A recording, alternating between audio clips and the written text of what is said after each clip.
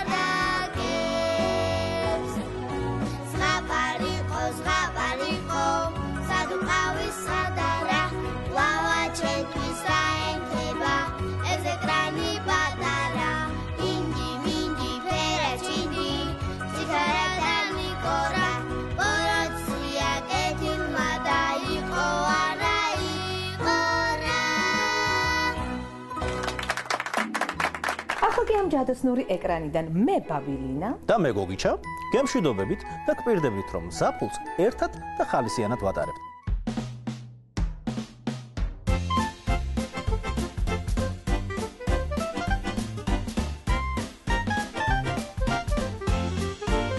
ზღვის ლუდი ტალღები, თეთრი თოლიები, ბათუმის ბულვარი და მაგნოლიები, ფერადი კენჭები, ლამაზი ფიქრები, თვალებს დახუჯა, ბათუმში იქნები, ზღვის ტალღებს ვიყვები მგონია, თაზგავში დავიფრე, ისე ვითოლია, ლამაზმა მოგონებე მაგაშალე საფრები, მოფრინენ შორიდან თითქოს ჩვენთა საყვანა თეთრი გემი მოვიდა და მეტი დაგინდა სხვა ბათუმის ბულვარი და ზღვა